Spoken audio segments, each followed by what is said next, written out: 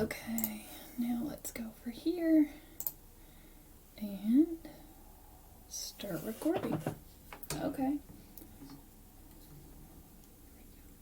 There we go. Okay, this is going to be a little bit trippy. I gotta fix that. Here we go. Okay. Hey, welcome to the Death of a Dream podcast. It's a thing, it's happening. We're going to go ahead and start right off with our great things. And my great thing, I haven't been in this overwhelming season of fitness, and I could feel myself starting to attack, right? Like, that's what we all do. I love you so much, body. I'm just going to go ahead and hate you into the person that you're supposed to be. I'm going to hate every piece of you and hope that that grows you. And that all of served me straight into a very dramatic eating disorder through my college years. And so, that's a place that I have to protect myself from, and I have to stay really conscious of my ability to go back there.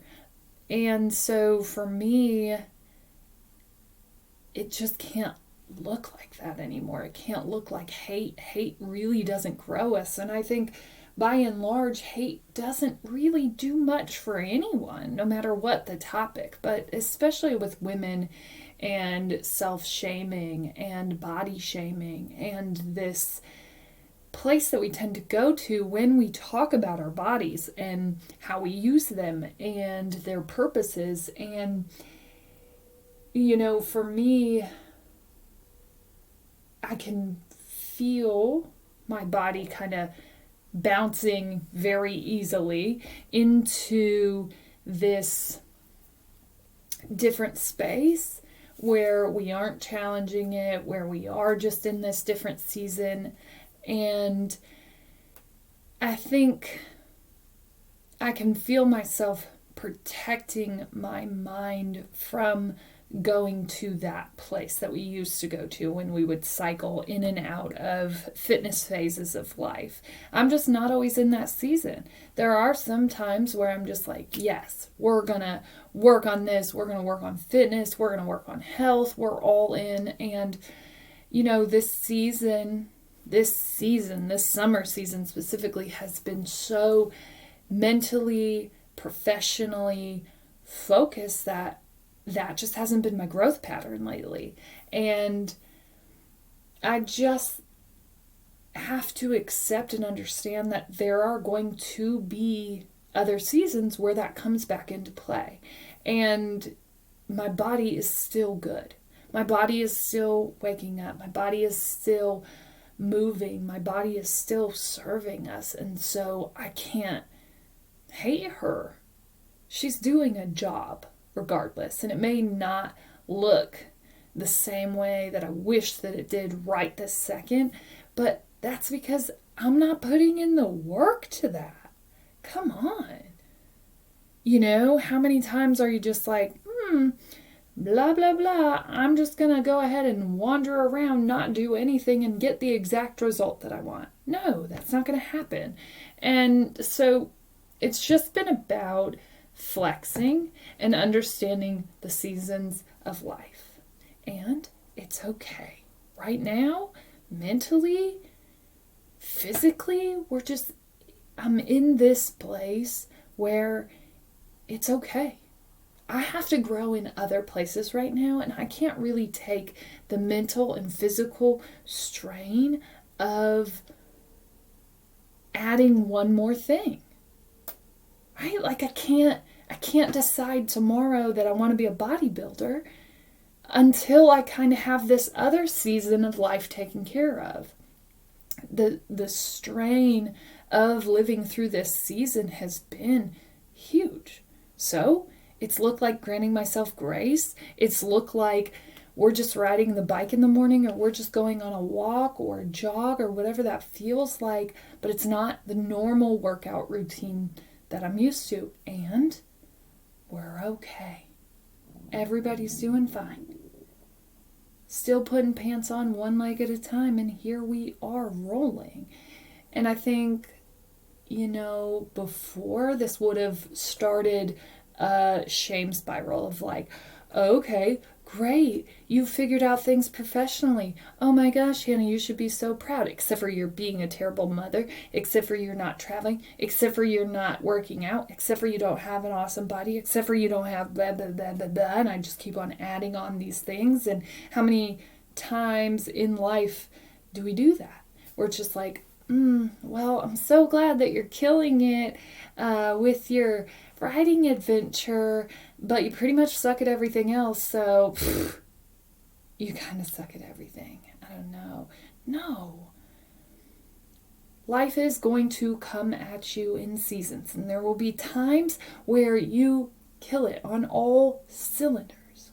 And there will be times where it takes everything you have to do that one thing.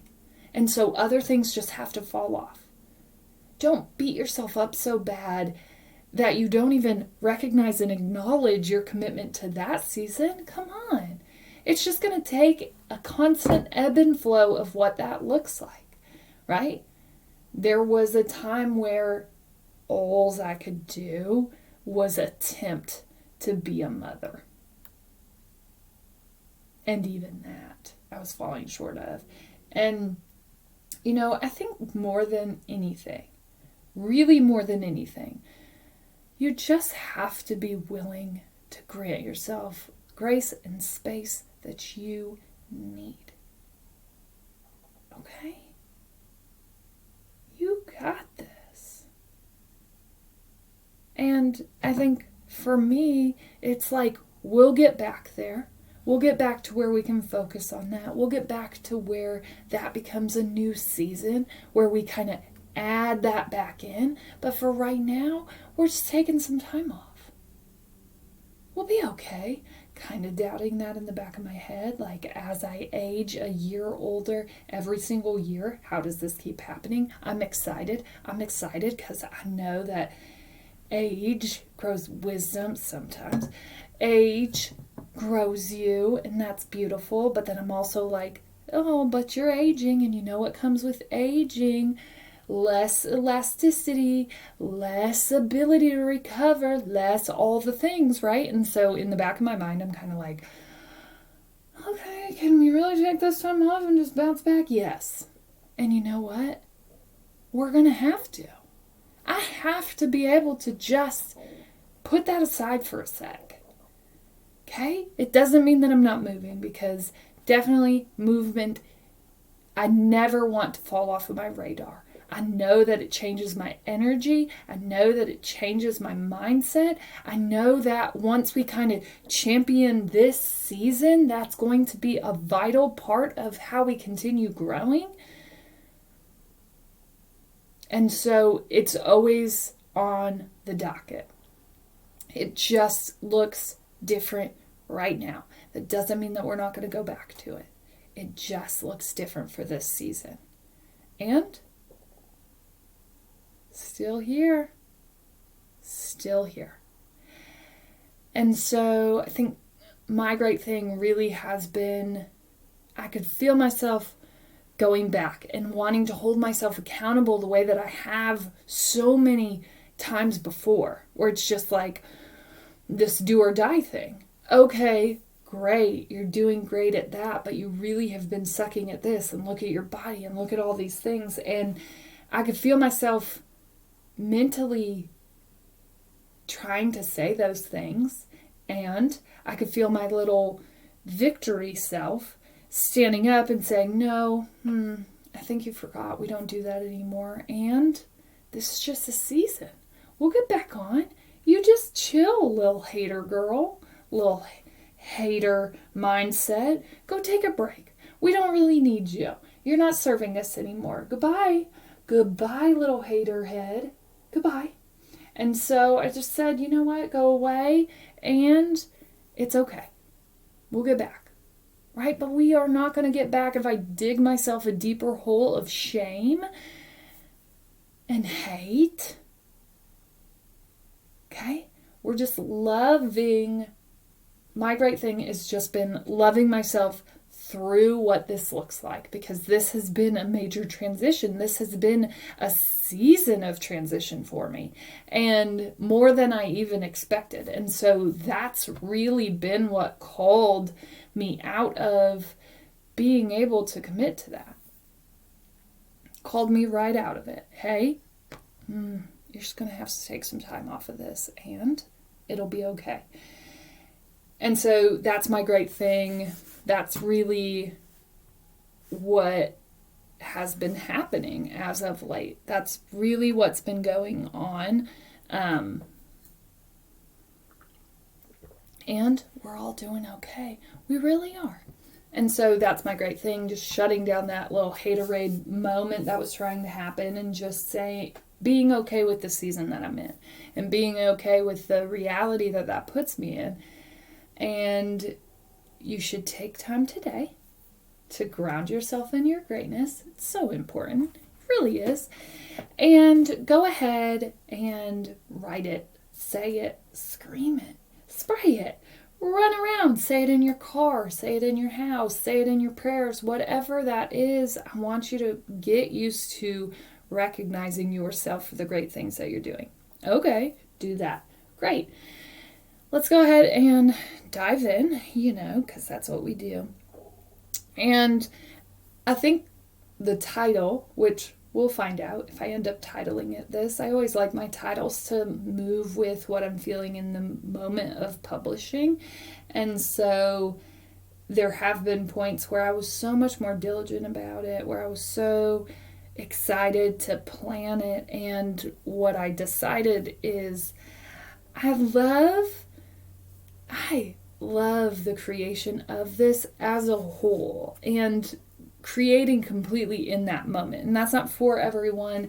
That's not always an attempt that works. I don't even know if it really works for me, but I really love downloading from sessions and feeling the fullness of that work. And so my prep looks like the hour before I come to you here, well, probably the 2 hours before I come to you here, and really prepping my mindset and where I'm at and what I want the show to be about today. And so I think the title, now I have to name it on Facebook Live, so I think I title it on the Facebook Live, but I think the title is What If It's All a Lie? And what if it is all a lie? And I've been reflecting on that this weekend, because it's really like, now that we've gone to this new space, now that I'm calling into arms the things that I've been questioning, the things that I want to do, is it possible? And so much of this journey really, starting 6 years ago when my husband and I planted our flag in the ground and we said we never wanted to be driven solely by money. We wanted to make decisions based on passion. We wanted to make decisions based on what we wanted to do and not just what we had to do. And so that flag was planted 6 years ago. We had a whole mess of things that we had to get right in order to be able to live like that. That took us 6 years. This year, 2 years ago almost, I would have started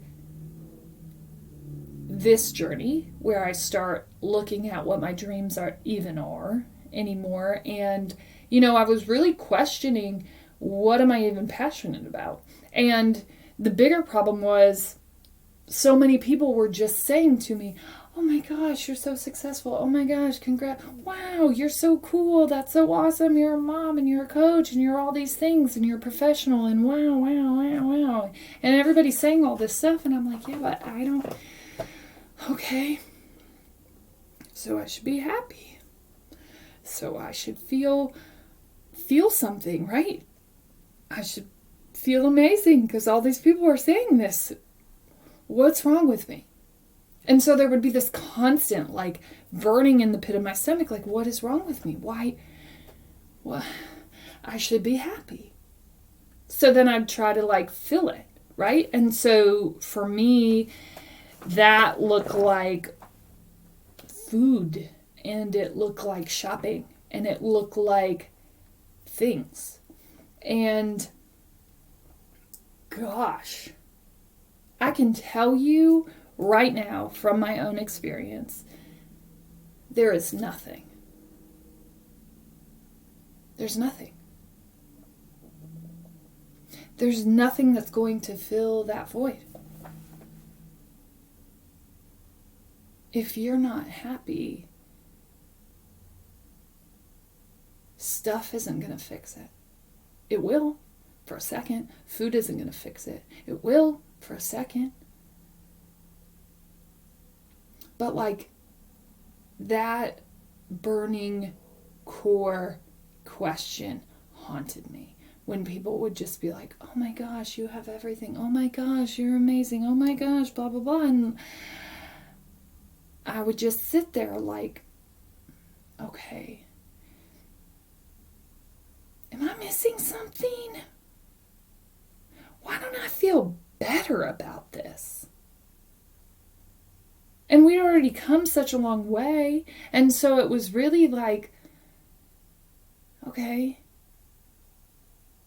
but I'm still shopping compulsively. I'm still trying to fill the void with things I think I need, with food, with whatever is going to make me happy right in that moment. And so I had to keep searching.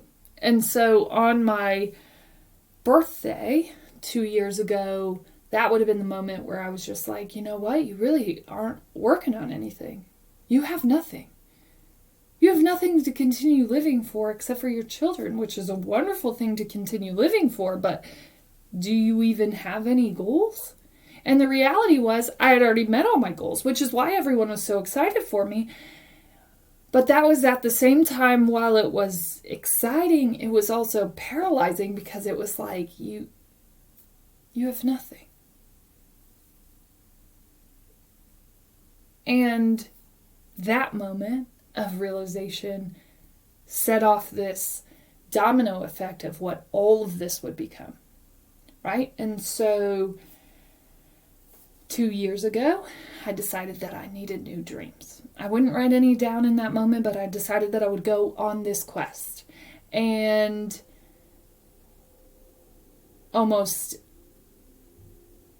a year ago, I would finally write those things down and start to actually do things that aligned with that, just in a trial and error of if this was something I even wanted to do. I had no idea showing up on a microphone in April of 2018 that I would still be showing up on a microphone every weekday to do this show. And I think in that discovery process, I really made myself sit down with the discomfort of all of it, with the reason that I had reached these goals in the first place, and not diving into those things from a positive, oh my gosh, you're so amazing, you should do more things, from a what the fuck did we get wrong? Like, how did you set goals you could reach all of in 5 years? Those weren't very good, you dummy. Right? And so we had to dive back into those things. We had to get into the pain points, and that's been this past year. Really, day by day account of how you recover from the death of a dream. And some of those things, I would have never had those realizations had this show never happened. Right? And so, like, we've come a long way, and the start of it was just a throw something out there and see what sticks. I mean, I'm just throwing spaghetti noodles. Like, hey, maybe we'll do this thing. Maybe we'll do this thing. Let's just see what sticks. And the podcast really has become this. Sorry, I don't understand. Oh, hey, Google. Shh, I'm not talking to you. I'm not talking to you. Okay, sorry. The podcast really has become this inertia point that has set off so many other things. And I think that's just it. I had been so readily coached into this place where I knew that if I hadn't done it by the time I was 20, that I just needed to give in. And so that give in moment really shaped the next 5 years of my life. Like, okay, well, this is what I know about life. If you were going to do it, it was going to play out the way that you envisioned it, right? And so I had this vision of what it was going to look like. And the moment that that didn't happen, I just wrote myself off completely. And I said, not meant for you. Not meant for you, girl. Good try, though. Cute. Good job. Throw in the towel. Go have a normal life, right? And that mentality is exactly what I don't want for people. So many times people say to me like, oh yeah, you're going to write, oh, you're going to pot, oh my gosh, that's so cute, how cute, right? And I say that to myself still. And sometimes people are like, oh, okay, you're going to try to get famous. And it's not about that. If I have one person listen to this that takes one thing and it changes their life, then my work here has been for something. And that's not really for me to decide. I don't get to decide if it's one person that gets it or 2,000, right? That's not up to me. My job is to continue doing this work, is to continue putting this out as I am able, is to continue taking what I'm being fed and continuing to nurture and find ways to put it out here and find ways to bring it to life and find new ways to put it into play, to get it into people's hands. And it's not because I have the message of all messages and everyone should listen to me.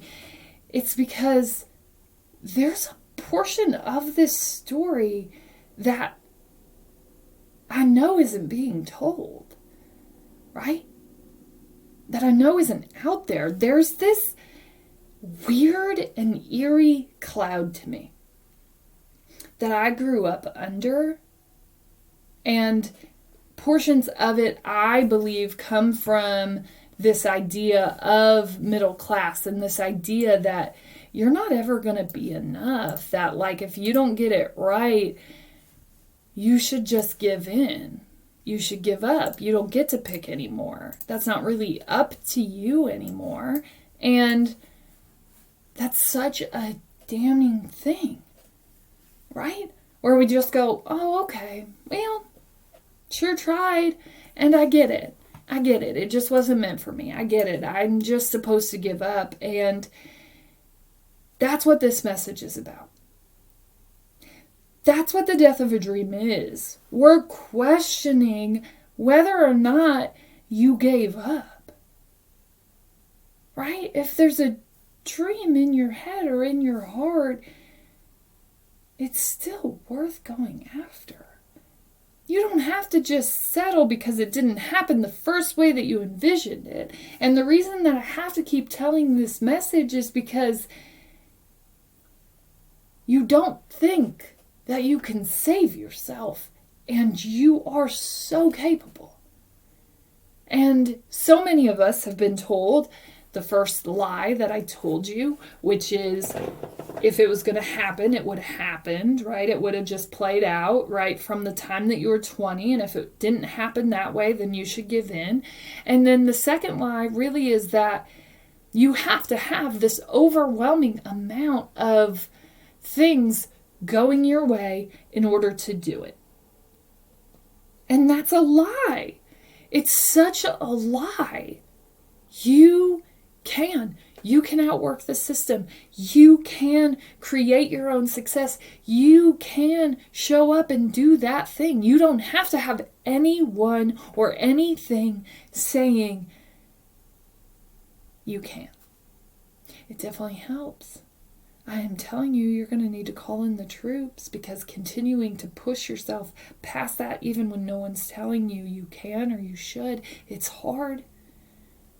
But if you want to keep showing up, you can. And you should. You're so wildly capable. And no, nothing that you start today are you going to be at the level that you envision. But how do you think you get good at something? You talk about it? No. You do it. Whatever it is you want to do. Is there a way for you to show up and do it? I wanted to speak and write and do those things. And, not everybody's just wanting speakers to come in and do these things, especially ones that are brand new who have never really spoke before, because that seems a little bit crazy. Let's hire someone who has no idea what they're doing. And so, I don't know. We had to rethink it, but how could you envision speaking every day if you're not getting hired for speaking jobs? And I definitely attempted to construct it in a more traditional sense, like, okay, well, I have this job, well, I could do this, and I really wanted to serve that. That would have been so much easier. And it would have accomplished exactly what I had set out to accomplish, which was change people's lives. I could have done that through my professional job. And it wasn't happening. And at the end of the day, it wasn't even meant to happen that way, because had that happened, I never would have went down this path. And so I just have to believe that this is the path that is engineered for me, that all of that pain, that all of those moments of impact, moments that changed me, moments that shaped me, were shaping me up for this moment. Were shaping me up to overcome, to tell that story, because the rescue story here really is just about me waking up one day and saying, everybody's happy with this life for me except for me. And do I just want a life that everyone else enjoys for me, or do I want one that I enjoy for myself? And that's really the question. And so I think the bigger question is, how many lies have you been told about who you could become, about what you are capable of? Because the lie started real early on. And that's the bigger fear. What if we're all just being told a lie and it's completely captivated us to the point where we never seek out our full potential? And that's why this story needs to be told. I would have just sat and continued to go on with the lie had I never stood up and questioned it. And so that's what we're doing here every day. We're standing up. We're getting back up. We're questioning it. We're here for you if you're going through that kind of change. That's what this premise is. That's why we show up every day. So you don't have to do it by yourself, because I can tell you, having gone through it myself, basically alone, I now have picked up some friends that have helped, but a good portion of this journey was completely solo. And I can tell you firsthand how damning that is. To be on this path by yourself. And so this podcast serves as a beacon of hope, as a daily push to keep going for anyone who wants to change their lives, for anyone who has a dream and they want to keep going. That's what this podcast is. As always, you're smart, you're strong, you're beautiful. What are you going to do? Change the